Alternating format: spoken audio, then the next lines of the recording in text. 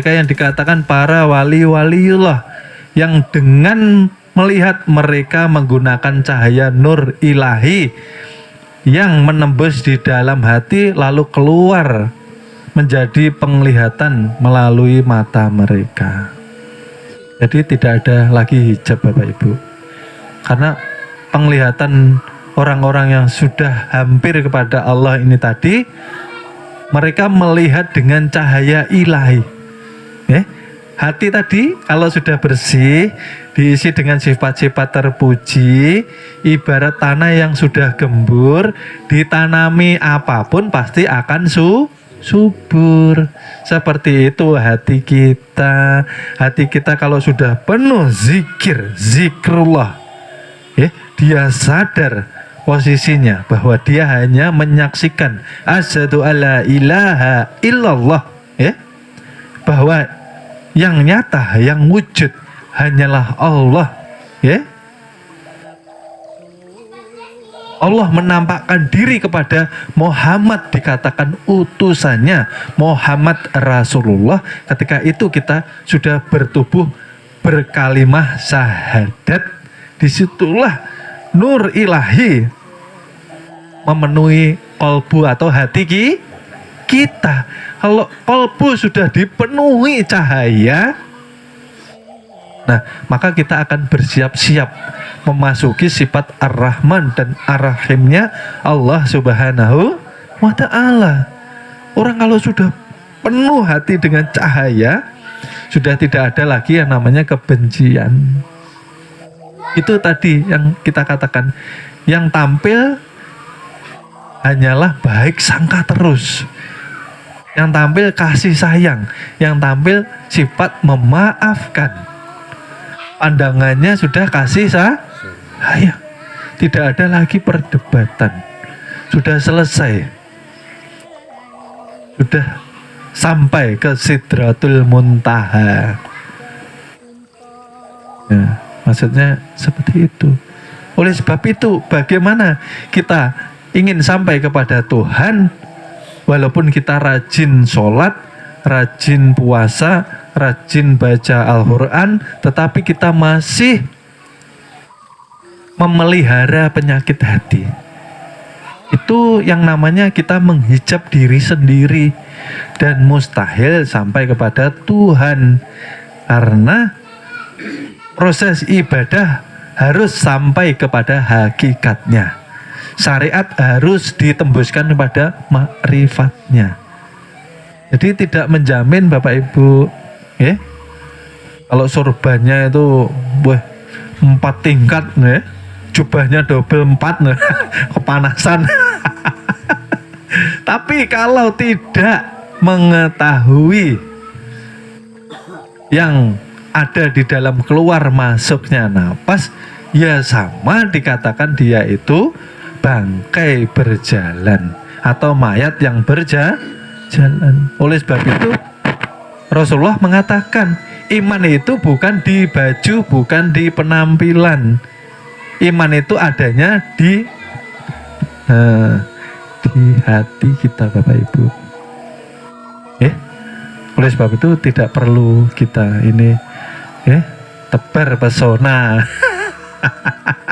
ingin nampak oleh para manusia, tidak perlu Bapak Ibu, karena kita sudah tidak mengejar yang namanya pahala, kita sudah tidak mengharapkan yang namanya surga, karena dikatakan hakikat surga ialah keridhaan daripada Allah Subhanahu wa Ta'ala. Ketika kita sudah kenal, kita sudah sampai, kita sudah bertemu, disitulah hakikat surga itu sendiri Bapak Ibu. Jadi disitulah kesirikan akan gugur, karena kita sudah tidak merasa mampu untuk beribadah tanpa karunia dan kasih sayang dari Allah Subhanahu wa Ta'ala. Seperti itu. Oleh sebab itu tugas kita mengikis betul-betul yang namanya penyakit hati dan kesirikan yang ada di dalam diri kita dengan cara menyadarkan hati kita dengan menghujamkan zikir sebanyak-banyaknya. Walaupun kita diam, sambil kita nyangkul, sambil kita bawa motor, sambil kita nanam, tapi hati kita terus terhubung dengan barang siapa mengingatku, maka aku akan mengingat. Artinya apa sih maksudnya? Barang siapa mengingat Tuhan, Tuhan akan, karena di dalam mengingat di situ kita panah. Yang ada hanya Allah Subhanahu. Siapa yang disebut Bapak Ibu? Yang disebut siapa? Nama kita kan nama Tuhan. Seperti itu maksudnya. La ilaha illallah. Menyatakan, menyadari yang wujud, yang bergerak, yang hidup, yang kuasa, tidak lain daripada Dia sendiri. Kita hanya menyaksikan Bapak Ibu. Oleh sebab itu pernah kita kaji bab hakikat sholat tidak akan sampai kepada yang namanya khusyuk ketika kita belum mengenal Tuhan. Tidak mampu kita bersaksi. Jadi ketika sholat belum mengenal Tuhan, persaksiannya palsu, dan saksi yang palsu harus dipertanggungjawabkan. Kasihan ibadah 70 tahun taat di syariat tapi ternyata tidak diterima di sisinya Allah Subhanahu wa ta'ala. Jadi seperti itu jalan untuk kita sampai kepada Tuhan. Tidak bisa kita tanpa melewati takali, pembersihan, tahali, pengisian, sifat-sifat yang baik, dan setelah itu melalui proses timbulnya tajalli, karena kita ketika berpulang kita dituntut untuk kosong. Ketika pulang kita dituntut untuk memasuki keheningan. Ketika pulang kita dituntut untuk melepaskan segala sesuatu yang selama hidup memenuhi hati kita. Coba Bapak Ibu renungkan nanti kalau pulang dari majelis, kira-kira selama ini hati kita dipenuhi apa? Bapak Ibu renungkan sendiri. Kekhawatiran, kecemasan, ketakutan, entah itu tentang masa depan, tentang umur. Hati Bapak Ibu ini lengket kepada apa saja? Lengketnya kepada Tuhan kah? Atau lengketnya ke 4 nafsu tadi? Itu perlu kita periksa Bapak Ibu setiap malam. Karena ketika berpulang, ketika kita tidak bisa melepas keterikatan itu tadi, yang rawan kita akan dibangkitkan dengan apa yang masih mengikat di dalam hati kita ketika kita berpulang ke rahmatullah. Lama hidup kita ketakutan masa depan umpama. Bukankah masa depan itu sudah di dalam lautan Lauhul Mahfud, bahwa sudah saya katakan di dalam biji mangga itu di dalamnya sudah penuh dengan rencana Tuhan. Bapak Ibu melihatkah biji setelah makan tinggal bijinya? Bapak Ibu bisakah melihat itu biji itu di dalamnya ada batang besar, ranting, daun? Terlihat tidak Bapak Ibu? Tidak terlihat karena belum kasap. Kita melihatnya dengan mata zohir, bukan dengan pantulan nur yang masuk ke dalam kolbu lalu memantul ke dalam Kalau nur yang menjadi penglihatan kita, maka terlihat di biji itu sudah penuh dengan rencana Paham gak? Karena kalau tidak percaya bisa dibuktikan. Biji mangga coba kita tanam, betul kah? Timbul pohonnya. Kan seperti itu Bapak Ibu. Ini yang perencanaan yang tidak terlihat tapi nyata adanya. Dan kita harus percaya.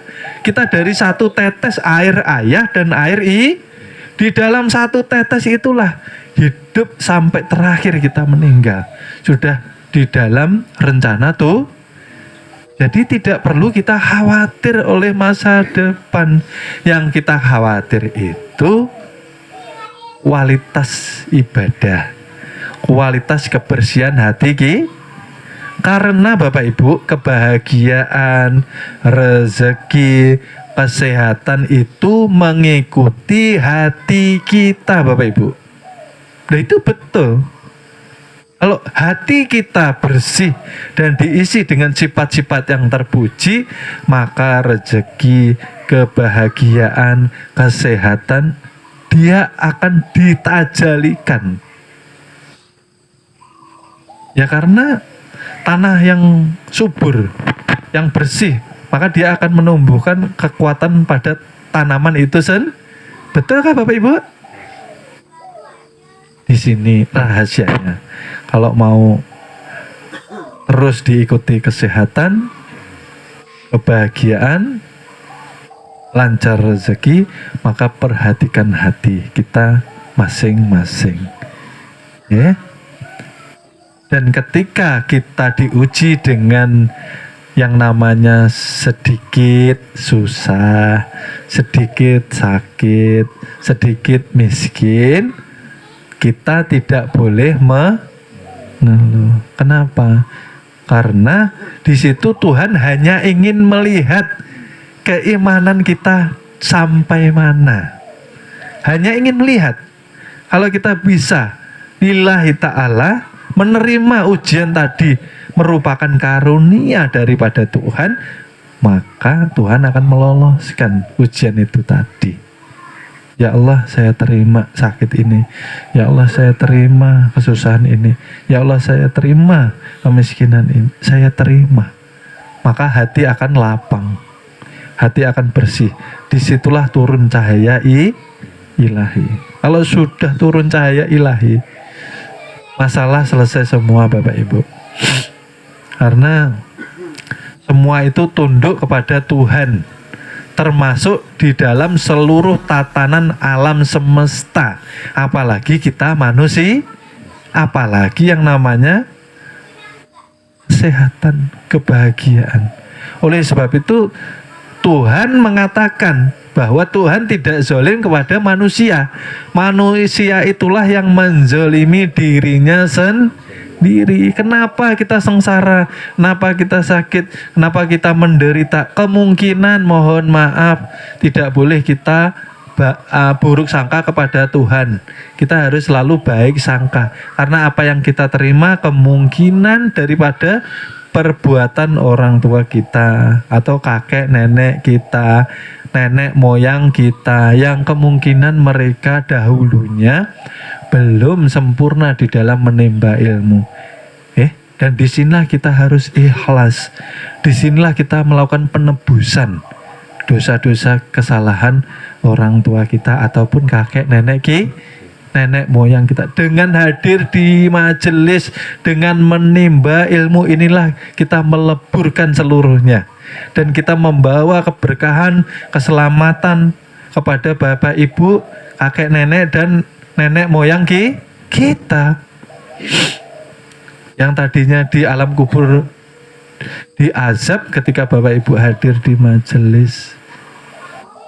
Masya Allah, semingguan azab diangkat. Keberkahan dari majelis bapak ibu bawa ini tadi. Bukankah di dalam diri bapak ibu ada unsur bapaknya ibu, ibunya betulkah? Itu yang dibawa, itu yang menjadi keselamatan, karena itu yang mendapat keberkahan. Ketika bapak ibu hadir, bapak ibu di dalam hakikatnya menghadirkan bapaknya, menghadirkan ibunya. Kalau kita kaji, kita tilik pada hakikatnya, kan seperti itu. Artinya kita menginginkan diri kita, orang tua kita, nenek moyang kita selamat dunia akhirat. Amin, amin ya robbal alamin. Jadi itu kuncinya Bapak Ibu. Hidup itu yang perlu ditekankan bukan masalah was-was, khawatir, ibadah, kebersihan hati. Itu terus. Itu difokuskan. Nanti semua Allah perbaiki. Karena bagaimana hidup kita tergantung dengan hubungan kita kepada Allah Subhanahu wa ta'ala. Bagaimana hubungan hati kita? Apakah hati kita seperti tanah yang tandus, ditanami tanaman tapi tidak mau ini yang bahaya. Hati yang mati dikatakan tanah yang tandus, ketika ditanam zikir maka tidak membekas. Oleh sebab itu bagaimana caranya? Hujani hati dengan zikrullah berkali-kali, jangan sekali, jangan dua kali, sepuasnya, sampai kita bisa meneteskan air iya, seperti itu. Kalau belajar ilmu ketuhanan malas zikir, nah ini ibaratnya menginginkan surga tapi mencari kemurkaan Allah Subhanahu wa mengharap keselamatan tapi mencari sebab kecelakaan. Akhirnya membaca doa tolak bala itu kan kalau tangan pasti dibalik. Tidak menginginkan bala, maka hakikat bala itu datangnya dari siapa? Allah Ta'ala juga. Itu ujian juga. Kalau orang sudah hampir sampai kepada Tuhan, sudah tidak diperlukan doa tolak. Mau datang mau enggak. Tapi seperti ini tidak boleh juga kita sampaikan kepada mereka yang belum paham, yang dikhawatirkan nanti timbul karena kita sudah tidak mempunyai wujud, tidak mempunyai diri, mustahil kita ketakutan. Artinya mayat itu tidak mempunyai perasaan lagi. Kalau kita masih ketakutan berarti merasa ada diri, merasa hidup, betul kah? Akhirnya merasa takut mati, takut disakiti, takut sakit, takut, berarti masih berarti masih ada syirik. Berarti masih ada dua pengakuan dalam satu wujud. Ini yang berbahaya Bapak Ibu. Mudah-mudahan kajian ini bisa mengikis kekotoran hati kita, karena yang kami harapkan Bapak Ibu duduk di majelis mendapatkan pelajaran yang terbaik. Untuk apa pelajaran yang terbaik?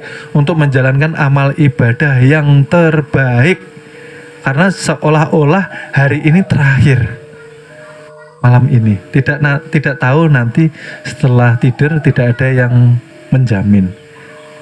Kalaupun besok kita masih diberi kesempatan hidup, maka bekal ilmu malam ini yang menjadi amalan untuk esok berarti esok hari kita meniatkan apa? Yang pertama, hidup ada tujuannya. Yang pertama, Tuhan memberikan kesempatan kita untuk taubat. Yang kedua, Tuhan memberikan kita kesempatan untuk memperbanyak amal kebaikan, amal ibadah, bekal untuk di akhirat. Karena akhirat ini sangat panjang. Kalau kita ke Jawa naik pesawat masih mengharapkan pulang, masih bisa. Tapi kalau sudah menempuh jalan pintu alam kubur, tidak bisa akan kembalilah. Dan itu yang paling menakutkan Bapak Ibu. Karena apakah kita siap? Kita harus siap tidak siap. Disitulah ilmu ini yang akan menjadi syafaat kita. Bukan uang Bapak Ibu, bukan jabatan, bukan tanah yang berhektar-hektar itu. Ilmu ini yang akan menjadi pelindung, perisai diri kita di alam kubur sampai nanti di yaumil kiamat. Oleh sebab itu, jangan bersedih ketika kita masih diuji dengan kekurangan. Jangan berbangga ketika kita dititipi kelebihan. Karena miskin ataupun kaya, senang ataupun susah, semuanya ujian Bapak Ibu. Jangan merasa kalau sudah kaya, mapan, serba tercukupi, itu Bapak Ibu merasa Tuhan itu ridho dengan Bapak Ibu. Bukan.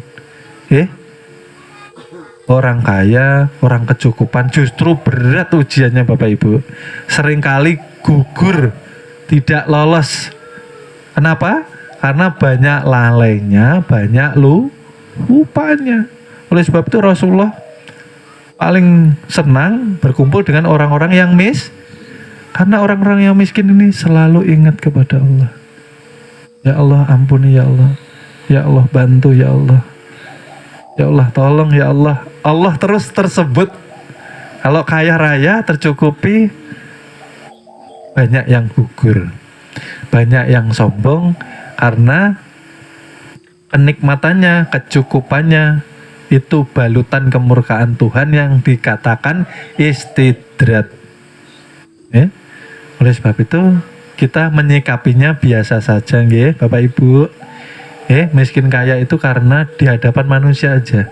Di hadapan Allah, siapa yang paling bertakwa, siapa yang paling bersih hatinya, siapa yang hampir sampai dekat kepada Allah Subhanahu, itulah yang dikatakan dia yang mulia. Itulah yang dikatakan insan kamil mukamil. Hidup di dunia, dia menanggung rahasia Tuhan, bukan memperturutkan hawa nafsunya. Jadi hati-hati Bapak Ibu, berpesan untuk diri saya sendiri dan Bapak Ibu umumnya bahwa umur terus berkurang. Saya sering mengingatkan terus berkurang. Setiap hari di masjid-masjid, musola-musola membuka pendaftaran untuk berpulang ke rahmat. Nomor urut terus dibaca Bapak Ibu. Telah berpulang ke rahmatullah nomor sekian, si pulang bin pulang. Dan itu nanti nyata sampai kepada Nah, ini loh maksudnya. Kita harus di samping bekerja, di samping mencukupi dunia, ada yang lebih penting juga, persiapkan di akhirat. Karena nanti istri kita, suami kita, anak-anak kita, harta benda kita yang dulu mungkin hidup kita gadang-gadang, kita cintai, kita sayangi, ternyata tidak ada yang mampu menyelamatkan Nah, masing-masing Bapak Ibu. Tidak ada yang kita sandarkan untuk bisa membantu kita, hanya diri kita sendiri. Maka sebelum kami tutup pengajian ini, alangkah baiknya saya mengingatkan pada diri saya sendiri dan umumnya kepada Bapak Ibu yang dimuliakannya Allah Subhanahu wa Ta'ala. Pergunakanlah waktu sebaik mungkin. Jangan sampai lewat waktu ini tanpa zikir, tanpa terhubung dengan Tuhan. Maka perbaiki hati, buang sifat yang tidak baik, hiasi dengan sifat-sifat yang mulia. Disitulah kita akan mampu melihat kebesaran daripada tajalinya Allah Subhanahu wa Ta'ala. Mudah-mudahan kita ke depan akan terus jihad binafsi, akan terus semangat dan terus diistiqomahkan, dimampukan oleh Allah Subhanahu wa Ta'ala. Amin amin ya rabbal alamin. Mungkin cukup sekian karena waktu sudah mencapai batasnya. Sebelum kami akhiri, kami mohon maaf, mohon ridhonya dunia akhirat, mohon ampun apabila banyak salah kata dalam menyampaikan amanah, karena kami dikatakan fakir ilmu, karena kebenaran mutlak berasal dari Allah Subhanahu wa Ta'ala. Kami tutup sekian. Terima kasih, mudah-mudahan bermanfaat dunia akhirat. Wassalamualaikum warahmatullahi wabarakatuh. Assalamualaikum. Mohon maaf, akan kami lanjut ke episode berikutnya. Terima kasih.